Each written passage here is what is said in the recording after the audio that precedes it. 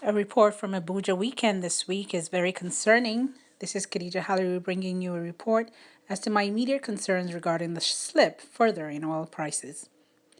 Where we talk about Nigeria, where we don't necessarily see taxes or whether income tax will be increased or reduced this time of year, we're talking about a community that has little to do with feeling the effects anyway the modern world does.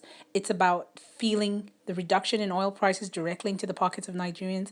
But when we take a look at the way the government is going about spending money as elections are around the corner, are we able to understand the impact at all? Take a look at the West, where just the slip in oil prices is costing companies jobs. It's beginning to have companies think of merging to survive this crisis. It's beginning to trickle into things like companies that produce manufacturing products or machinery for oil companies. It's affecting the bottom line for everyone.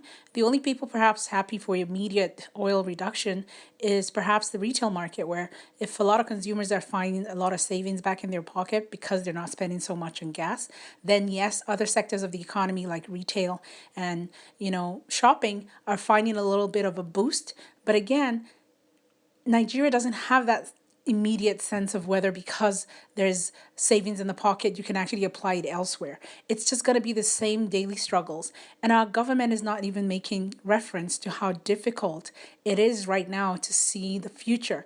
Our government in Canada, for example, Alberta is the oil producing province.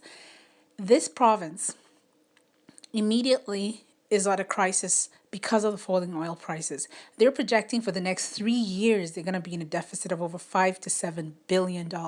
For a country like Nigeria, who stakes a lot on oil revenue, we are not in any way showing concern for the grave dangers ahead. News is coming out from Nigeria that people are already in arrears of being paid. The story is going to be grimmer. The story is going to be worse. But because the elections are around the corner, we're not focusing on this yet. I need Nigerians to please comment on how you feel right now versus what fears you have, and we'll take it up next week. Thank you for listening, and we'll see you again next week on Abuja Weekend TV.